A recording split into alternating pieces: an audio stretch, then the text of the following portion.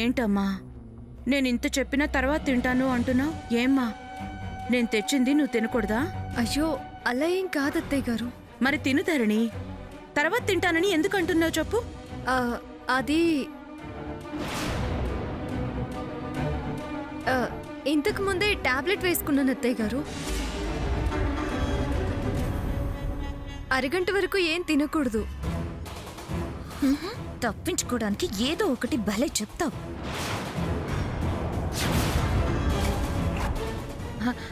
అవునా? అవును అత్తయ్య గారు, అరగంట తర్వాత నేనే తింటాను. మీరు వెళ్ళి పడుకోండి. మర్చిపోకుండా తినమ్మా. నీకోసమే ఊరు నుంచి తెప్పించాను. తింటాను అత్తయ్య గారు. సరేనమ్మా. చూడు, నిన్ను నా కూతుర్లా భావిస్తున్నాను.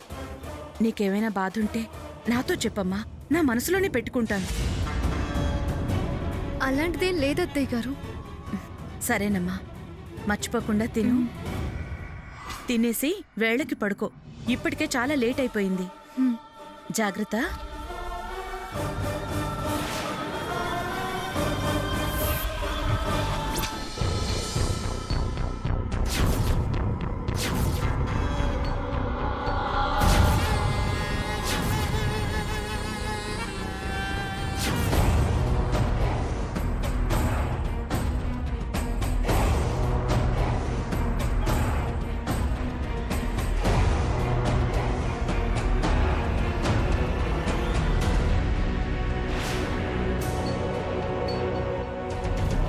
మొన్న టాబ్లెట్స్ డస్ట్బిన్లో వేస్తేనే లేక గొడవ గొడవ చేసింది. అమ్మో, ఇంకా ఇవి పడేయటంగానే ఎవరైనా చూస్తే పెద్ద గొడవైపోతుంది. ప్రస్తుతానికి వీటిని దాచిపెడతాం. నాకు తెలిసి నువ్వు తినవని.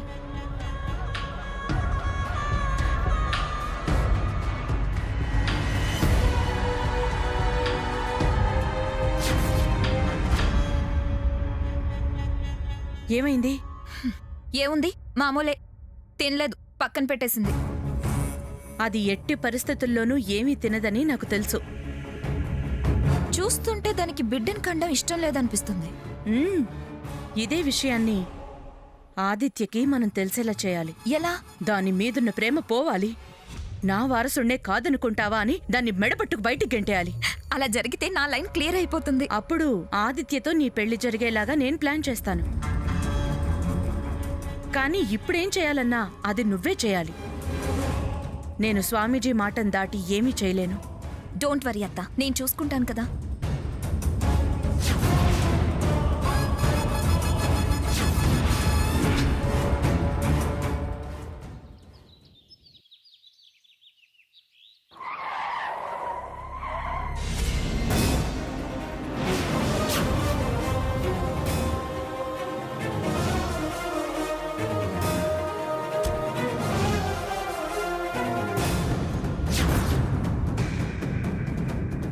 విక్రమ్ గారు,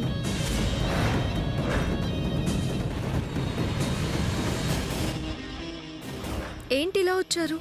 ఆదిత్య గారితో మాట్లాడాలి. ఏం మాట్లాడాలి? మీకు చెప్పాల్సిన అవసరం నాకు లేదు నేను మా కంపెనీ ఎండీని. నాకు చెప్పకుండా మీరేం చేయలేరు అని మీరనుకుంటే సరిపోతుందా? రైట్స్ ఉన్నవి నాకే కదా. ఇదేం పద్ధతిగా లేదు. ధనుంజయ్ గారికి, ఆయన కొడుకైన నాకు మార్కెట్లో ఎంతో విలువుంది. 30 సంవత్సరాలుగా ఆదిత్య ఇండస్ట్రీస్ కాంట్రాక్ట్స్ అని మేమే చేస్తున్నాం. ఇప్పుడు మాకు కాదని ఆ జహంగీర్కి కాంట్రాక్ట్ ఇవ్వడంలో అర్థం ఏంటి? అర్థమయ్యేలా మీకు ఆల్రెడీ చెప్పాను కదా. కోర్ట్ షీట్లో అమౌంట్ తక్కువగా వేసినంత మాత్రాన కాంట్రాక్ట్ వాడికి ఇచ్చేస్తారా? క్వాలిటీ విషయంలో కూడా మేము ఈసారి రాజీ పడాలనుకోవడం లేదు. అంటే ఏంటండి మీ ఉద్దేశం? మేము సరిగా క్వాలిటీ ఇవ్వటం లేదా? లాస్ట్ టైం మా క్లయింట్ నుంచి కంప్లైంట్ వచ్చిందండి. వాళ్ళకి నచ్చింది చేయడం మా బాధ్యత కదా. సరే, మీ బాధ్యత ఏంటో ఆదిత్య గారిని అడిగి తెలుసుకుంటాను. అనవసరంగా విషయాన్ని పెద్ద చేయాలని చూడకండి. ఆల్రెడీ నిర్ణయం తీసుకున్నాను, కాంట్రాక్ట్ ఇచ్చేశాను. ఇక వెనక్కి తగ్గే సమస్య లేదు. ఈసారి ఏమైనా ఉంటే మీకు వచ్చేలా చూస్తాం. మీరు వెళ్ళండి. ఏంటండి? ఏంటి ఎలా కనబడుతున్నా నేను మీకు? ఈసారి వస్తే ఇచ్చేదేంటి? మీరేమన్నా మాకు భిక్షం వేస్తున్నారా? మీ కంటికి నేను బెగ్గర్లా కనబడుతున్నానా? ఏం మాట్లాడుతున్నారు మీరు? 30 years నుండి ఆదిత్య కంపెనీస్కి వర్క్ చేస్తున్నాం. ఇంతవరకు మాకు రిమార్క్ అనేదే లేదు. నిన్నగాక మొన్న వచ్చిన మీకు మా సంగతి ఎలా తెలుస్తుంది? మీరు ఇంటికి ఎలా వచ్చారో, ఈ ఇంటికి ఎలా కోడలయ్యారో నాకంతా తెలుసు. పుట్టుకతోనే కోటీశ్వరులు అన్నట్టు బిల్డప్ ఇవ్వకండి. కేర్ టేకర్గా ఇక్కడికి ఎంట్రీ ఇచ్చిన మీరు ఆ విషయాన్ని మర్చిపోకండి. జాలిపడి ఆదిత్య గారు నిన్ను పెళ్లి చేసుకున్నంత మాత్రాన అన్ని మీరే అనుకోకండి. కేర్ టేకర్గా వచ్చిన ఆవిడ కేర్ టేకర్గా ఉండండి. అసలు మీరేం మాట్లాడుతున్నారో మీకు తెలుస్తుందా? మీతో మాట్లాడాల్సిన అవసరం నాకు లేదు. నేను ఆదిత్య గారితోనే మాట్లాడతాను. ఆగండి. ఏ విషయమైనా నాతోనే మాట్లాడమని చెప్పాను కదా మీకు. ఏంటండి మీతో మాట్లాడేది? మీ స్థానం ఏంటో చెప్పానుగా, తప్పుకోండి.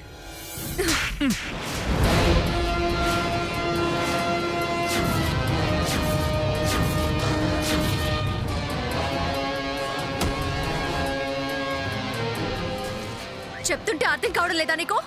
ఇక్కడ నేను చెప్పిందే జరుగుతుంది. ఓవర్ చేస్తే ఇలాగే చెంప పగులుతుంది. కాంట్రాక్ట్కి మీకు రాదు, ఇవ్వను. అర్థమైందా? Get lost.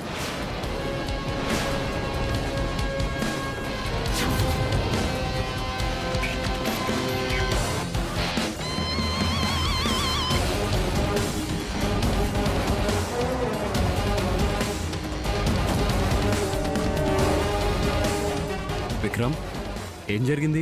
అది మీ వైఫ్ని అడిగి తెలుసుకోండి సార్. ఇంకెప్పుడు మీ కాంట్రాక్ట్స్ తీసుకోం. Good bye. విక్రమ్,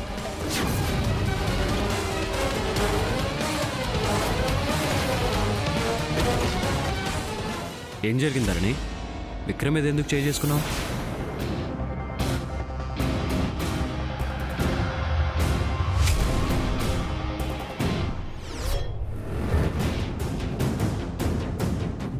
వదిన,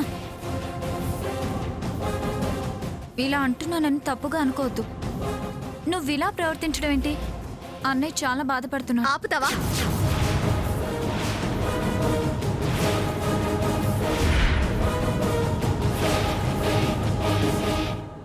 వదిన, మాట్లాడుకో.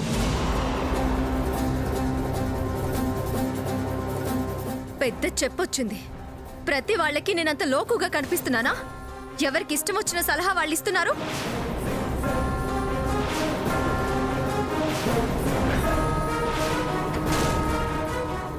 నువ్వేమి ఇక్కడ ఉండేదానివి కాదు నన్ను ఉద్ధరించడానికి. పెళ్ళయి వేరే ఇంటికి వెళ్లాల్సిన దానివి. నువ్వు ఈడపిల్లవి కాదు, ఆడపిల్లవి. ఏమైనా ఉంటే నీ సలహాలు సూచనలు నీ అత్తారింటికి వెళ్ళాక వాళ్ళకి చెప్పి చక్కదిద్దుకో. నాకు చెప్పుకో.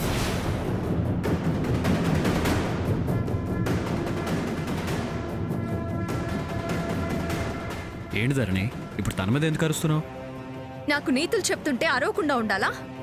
నువ్వేం చేస్తున్నావో తెలిసే చేస్తున్నావా? తెలియకుండా నేనేం చెయ్యను ఆదిత్య గారు. ఏమైంది నీకు? ఇప్పుడు చెప్తే గాని నన్ను వదలరా? ఏం జరిగిందో తెలియాలిగా. నేను చెప్పను. చెప్పు. ఎందుకు చెప్తావు? రాను రాను నీ ఇష్టం నీదే అన్నట్టు ప్రవర్తిస్తున్నావు. నువ్వేం చేసినా నేనేమి అనట్లేదనేగా నీ ధైర్యం.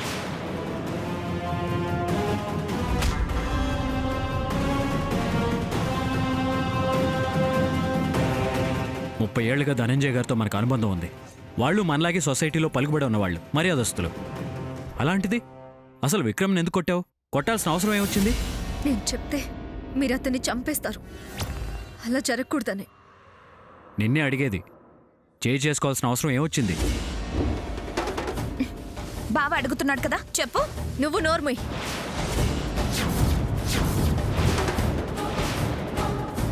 ఎక్స్ట్రాల్ చేయాలని చూస్తే పళ్ళు రాలగొడతాను. చూసావా బావా, నేను ఇప్పుడు ఏమన్నానని అంతలో రెచ్చిపోతుంది. ధరణి, కంట్రోల్ యువర్ సెల్ఫ్. నీ ఆవేశాన్ని అనవసరంగా ఎదుటి వాళ్ళ మీద చూపించుకో. ప్రతిదానికి ఒక పద్ధతి అంటూ ఉంటుంది. ఆ లిమిట్స్ మనం క్రాస్ చేస్తే ఇంతకాలం మన కుటుంబానికి ఉన్న పరువు బజార్ను పడుతుంది. మనకి నలుగురు ఇస్తున్న వాల్యూ తగ్గిపోతుంది. చూడు, తరతరాలుగా మనం కాపాడుకొస్తున్న మన స్థాయిని మనమే మన చేతులారా దిగజార్చుకోకూడదు. ఇప్పుడేమంటారు? నువ్వు విక్రమ్ని కొట్టడం తప్పు. ఛ, నన్ను తిట్టడం తప్పు అంటావనుకున్నాను బావా. అతను మనకు కావాల్సిన వాడు. మరి నేను?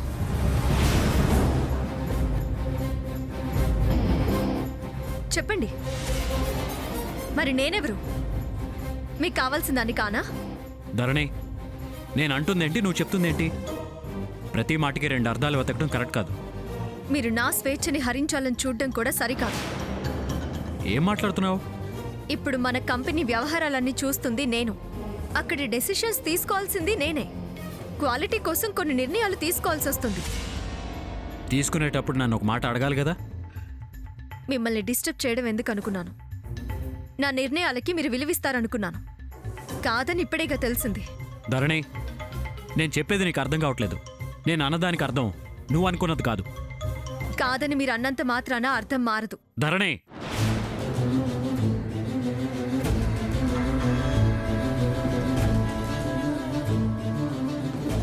నీ మీద నాకున్న ప్రేమను అనుమానిస్తున్నావు. అది కాదండి. వద్దు.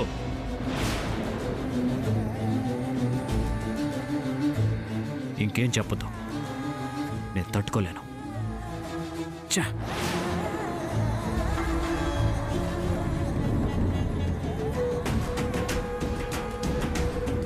ఆదిత్య గారు, ఆదిత్య గారు,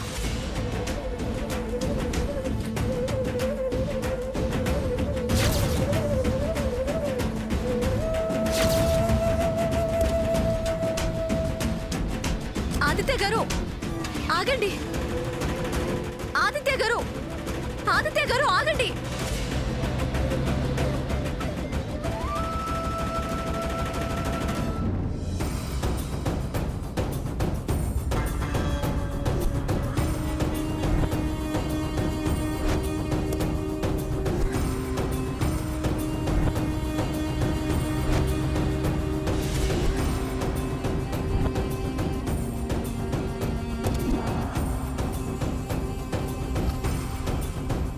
అమ్మా, అసలేం జరుగుతుందమ్మా? నాకు చాలా భయంగా ఉంది. నాకు అలాగే ఉందే. గుండె దడగా ఉంది. కాసని మంచినీళ్ళు తీసుకురా అమ్మా.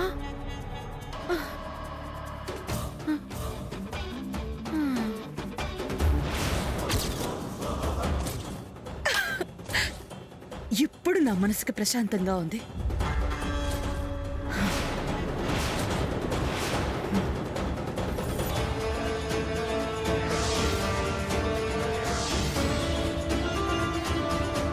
ఇంటికొచ్చిన వాళ్ళని అవమానించి పంపించింది. అసలేమనుకుంటే తన గురించి నేనేమి అడగను అనుకుని బిహేవ్ చేస్తుంది. తనుజ అంకుల్ అడిగితే నేనేం సమాధానం చెప్పాలి? ఛా!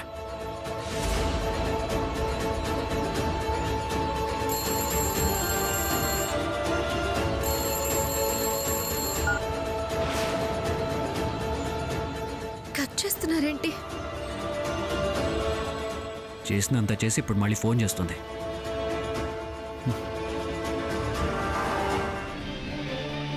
ఎక్కడికి వెళ్తున్నారు వీళ్ళిద్దరూ? ఇప్పట్లో ఆగేలా లేరు. చూద్దాం. మీరు ఆగే వరకు నేను ఆగను. ఫాలో అవుతూనే ఉంటాను.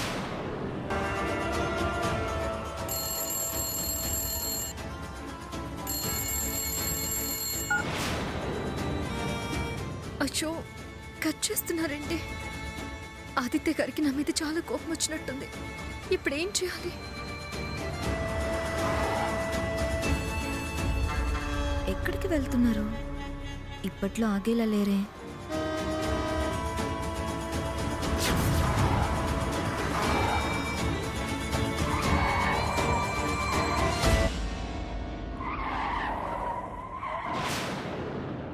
భగవంతుడా, ఏంటి నాకు ఈ అగ్ని పరీక్ష?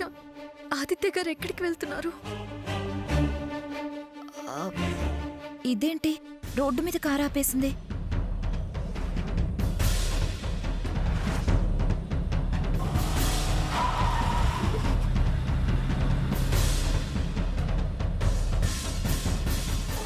బావకారు అట్టెళ్తుంటే ఇది ఇట్టెళ్తుందేంటి? సరే, ముందు దీన్ని ఫాలో అవుదాం.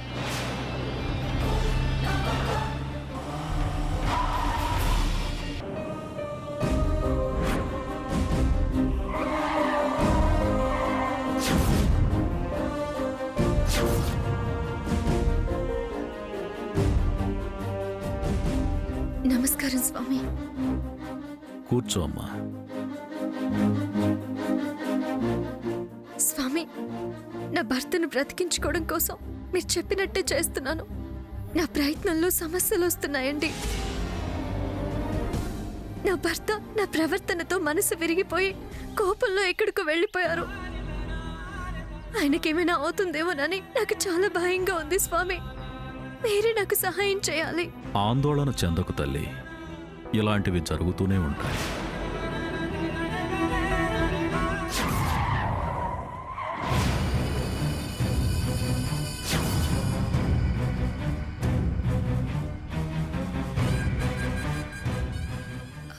ఇదేదో ఆశ్రమంలా ఉంది. ఇక్కడికి ఎందుకు వచ్చింది?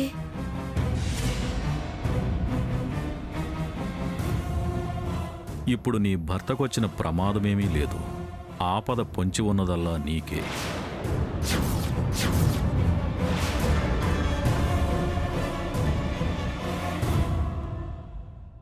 జాగ్రత్తగా ఉండాల్సింది నువ్వేనమ్మా. నీ జాతకంతో సరోజ నా దగ్గరకొచ్చింది.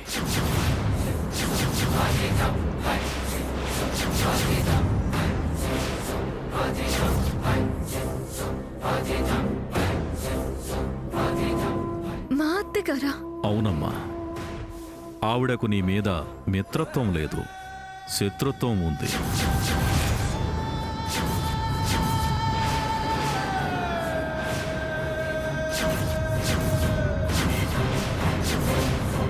లేదు స్వామి, మా అత్తగారు చాలా మంచివారు. నేనిక్కడ కూర్చున్నా ఎవరు ఎలాంటివారో నాకు తెలుస్తుంది తల్లి. నీకు తన వల్ల అపాయముందని గ్రహించి నీ జోలికి రావద్దని, వస్తే ఆపద తప్పదని అబద్ధం చెప్పాను.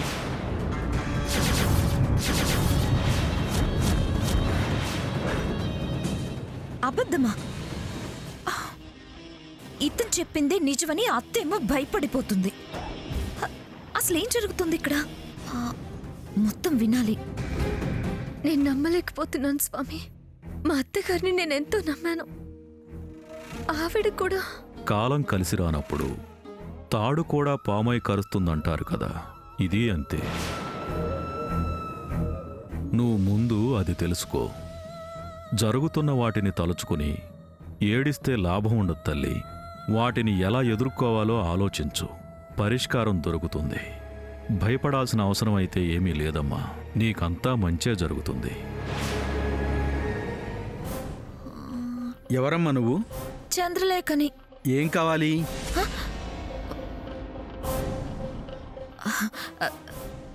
ఏం లేదు. మరి ఇక్కడ నిలబడి ఏం చేస్తున్నావు? ఏం లేదండి. మరైతే బయలుదేరు.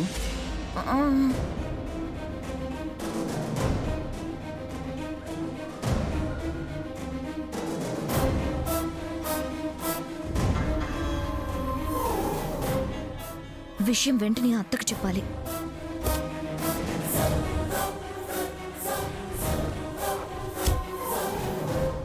గురువుగారు, ఇప్పుడు ఎవరో ఒక అమ్మాయి వచ్చింది.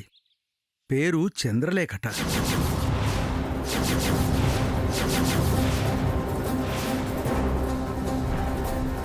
చాటు నుండి మీ మాటలు వింటుంటే ఏం కావాలని అడిగితే ఏమీ చెప్పలేదు. అనుమానం వచ్చి పంపించేశాను. చంద్రలేఖ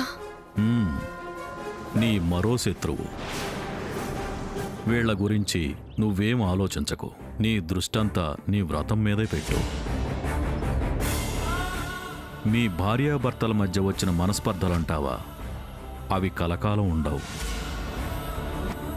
నీ భర్త నీవాడే.